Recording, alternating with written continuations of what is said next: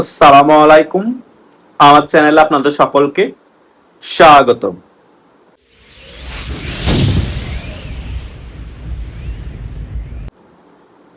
শুক্রবারে রাষ্ট্রপতি শাহাবুদ্দিন চুপ্পু উনি ওনার অসুস্থতার কথা বলে রাষ্ট্রপতির পদ থেকে পদত্যাগ করেছেন।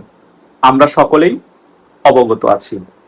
তারপরে শনিবার থেকে আরেকটি গুঞ্জন শুরু হয়েছে, এইবার নাকি সেনাবাহিনীর প্রধান ওয়াকারুজ্জামানও পদত্যাগ করতে পারে। এই গুঞ্জন শেষ হতে না হতেই কিছু ঘন্টা আগেই বর্তমান প্রধানমন্ত্রী তারেক জিয়া হঠাৎ করে সেনা সদরে ছুটে গিয়েছেন এবং সেনাবাহিনী প্রধানের সাথে গুরুত্বপূর্ণ বৈঠক করেছেন।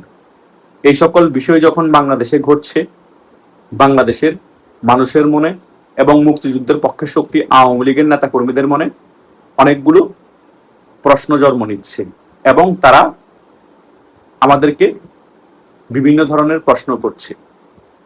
গতকাল থেকেই এবং আজকে অবধি আমার ইউটিউবের অনেক সাবস্ক্রাইবার আমাকে প্রশ্ন করছে, ভাইয়া বাংলাদেশে ভিতরগতভাবে কি ঘটতে যাচ্ছে? সেনা অভ্যুত্থান হবে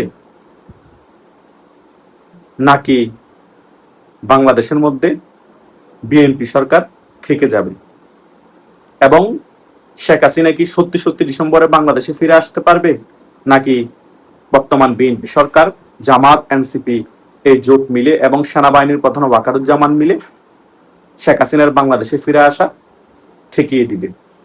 আপনি এই সকল বিষয়গুলো নিয়ে একটি আজকে ক্লিয়ারলি আলোচনা করুন এবং আমাদেরকে ব্যাপারগুলো ক্লিয়ার করার চেষ্টা করুন। আমি এই সকল বিষয়গুলো নিয়ে একটি ক্লিয়ারলি আলোচনা করব। আশা করছি আপনারা শেষ পর্যন্ত ভিডিওটি দেখবেন। প্রথমত, সেনাবাহিনীর প্রধান ওয়াকারুজ্জামানের সাথে সেনা সদরে বর্তমান প্রধানমন্ত্রী তারেক জিয়া বৈঠক করার মূল কারণ হচ্ছে, বর্তমান প্রধানমন্ত্রী তারেক জিয়া যে সকল গুঞ্জন চারদিক থেকে শুনতে পাচ্ছে, সেনাবাহিনীর প্রধান ওয়াকারুজ্জামান পদত্যাগ করতে পারে, ওনাকে বিএনপির পক্ষ থেকে প্রেসার ক্রিয়েট করতে পারে, এই সকল বিষয় নিয়ে সেনাবাহিনীর প্রধানকে বর্তমান প্রধানমন্ত্রী আশ্বস্ত করেছে যে আপনার মেয়াদ শেষ হওয়ার আগে আপনাকে কোনোভাবে প্রেসার ক্রিয়েট করা হবে না এবং আপনি আপনার পদে বহাল থাকতে পারবেন। এবং দ্বিতীয় বিষয় হচ্ছে, কোনোভাবে যাতে ডিসেম্বরের আগে বাংলাদেশ আওয়ামী লীগের নেতা কর্মীরা রাজপথে মাথাচাড়া দিয়ে না উঠতে পারে, তারা সংগঠিত হয়ে রাজপথের মধ্যে শেখ হাসিনা ফিরে আসার আগের মাসগুলোতে শক্তিমত্তা দেখাতে না পারে। সেনাবাহিনী যাতে বর্তমান বিএনপি সরকারকে সর্বাত্মক সহযোগিতা করে এবং তারেক জিয়া যে ভারত সফরে যাচ্ছে, ভারত সফরে যাওয়ার কারণে ভারতে গিয়ে কি ধরনের কথা ভারতের সাথে বলবে এবং কোন কোন বিষয় সিদ্ধান্ত নিবে, ওই সকল বিষয়গুলো নিয়েও সেনাবাহিনীর প্রধান ওয়াকারুজ্জামানের সাথে আলোচনা করে নিচ্ছে বর্তমান প্রধানমন্ত্রী তারেক জিয়া। আমরা হয়তোবা উপর দিয়ে দেখতে পাচ্ছি বর্তমান সেনাবাহিনীর প্রধান তারেক জিয়ার থেকেও ক্ষমতা কম। তারেক জিয়া কেন সেনা সদরে যাবে? তারেক জিয়া কেন তড়িঘড়ি করে সেনাবাহিনীর প্রধান ওয়াকারুজ্জামানের সাথে বৈঠক করবে? অনেকের মনে প্রশ্ন আসতে পারে। আসলে ক্ষমতা উপর দিয়ে দেখলে পদবি অনুযায়ী সেনাবাহিনীর প্রধানের ক্ষমতা বর্তমান প্রধানমন্ত্রীর থেকেও পদবি অনুযায়ী অনেক কম, কিন্তু বাস্তবতা আমাদের মেনে নিতে হবে। বর্তমান প্রধানমন্ত্রী তারেক জিয়া হওয়ার পিছনে সবচেয়ে বড় ভূমিকা যার ছিল, সে হচ্ছে সেনাবাহিনী প্রধান ওয়াকারুজ্জামান এবং বর্তমান সেনাবাহিনী প্রধান ওয়াকারুজ্জামান যিনি আছেন, তিনি বর্তমানে প্রধানমন্ত্রী তারেক জিয়াকে টিকিয়ে রেখেছেন। সো সেনাবাহিনী প্রধান ওয়াকারুজ্জামান পিছিয়ে থেকে যে বর্তমান বিএনপি সরকারকে টিকিয়ে রেখেছে এবং রাষ্ট্র পরিচালনার ক্ষেত্রে সর্বাত্মক সহযোগিতা করছে, সেটা আমরা মোটামুটি যারা রাজনীতি সম্পর্কে অ্যানালাইজ করি তারা মোটামুটি ক্লিয়ারলি জানি। সেই কারণে সেনাবাহিনী প্রধান ওয়াকারুজ্জামানকে বাধ্য হয়ে হলো তারেক জিয়ার গুরুত্ব দিতে হচ্ছে এবং সেনাবাহিনী প্রধান ওয়াকারুজ্জামানের সাথে রাষ্ট্রের সকল গুরুত্বপূর্ণ বিষয় সিদ্ধান্ত নেওয়ার আগে আলোচনা করতে হচ্ছে।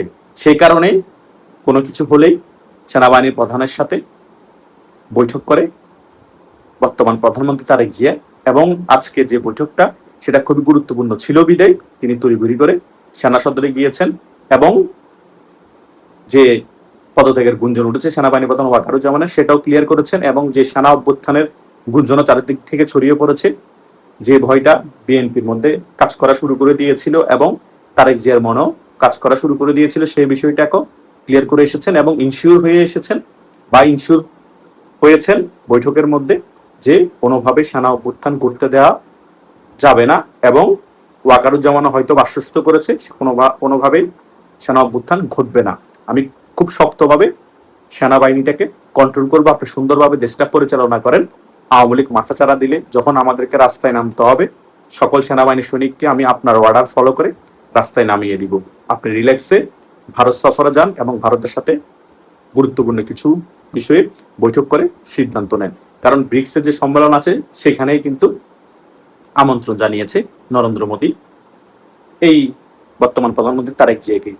বাংলাদেশ এখনো ব্রিক্সের সদস্য হয়নি। শেখ হাসিনা হতে চেয়েছিল কিন্তু হওয়ার আগে শেখ হাসিনার পতন হয়ে গিয়েছে।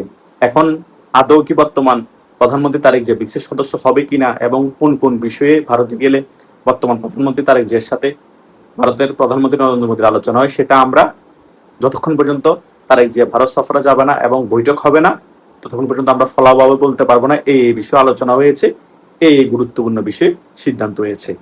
সেই কারণে আমি বলছি আপনার কোনো বিষয়ে কনফিউশন হওয়ার কোনো প্রয়োজন নাই। মনের মধ্যে যত প্রশ্ন ঘুরপাক খাবে সকল প্রশ্ন আমাকে আপনারা করতে পারবেন।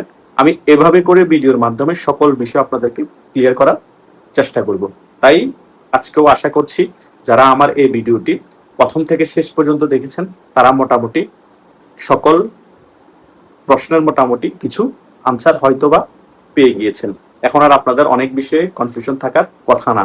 তারপরেও যদি এখনো কোনো কনফিউশন থাকে, কোনো প্রশ্ন থাকে, আমাকে এই ভিডিওর কমেন্ট বক্সে আপনারা প্রশ্ন করতে পারেন এবং যাদের সাথে আমার হোয়াটসঅ্যাপ এবং মেসেঞ্জারে যোগাযোগ আছে তারা সেখানে আমার সাথে যোগাযোগ করে যে কোনো ধরনের প্রশ্ন করতে পারেন এবং যে কোনো বিষয়ে আলোচনা করতে পারেন।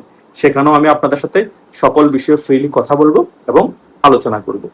আশা করছি আমার এই ভিডিওর সকল আলোচনা দেখে আপনারা বর্তমান বাংলাদেশের যে পরিস্থিতি এবং সেনাবাহিনীর প্রধান ওয়াকারুজ্জামানের পদত্যাগের গুঞ্জন, তারেক জিয়ার ভারত সফরের গুঞ্জন এবং রাষ্ট্রপতি শাহাবুদ্দিন চুপ্পুর পদত্যাগের বিষয়ের পর বাংলাদেশের বর্তমান পরিস্থিতি সকল সার্বিক বিষয় আপনারা এই ভিডিওর মাধ্যমে ক্লিয়ার হতে পেরেছেন।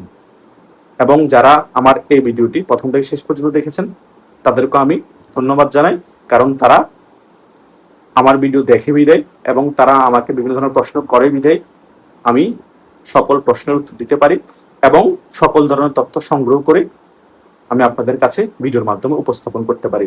আপনারাই আমার ভালোবাসার মানুষ, আপনাদের ভালোবাসার কারণে, আপনাদের সাপোর্টের কারণে আমি আজকে এই জায়গায় আসতে পেরেছি। তাই যারাই আমার ভিডিও দেখেন এখনো সাবস্ক্রাইব করেন না, তারা আমাকে সাবস্ক্রাইব করে পাশে থাকবেন এবং সবসময় ভালোবাসা দিয়ে যাবেন।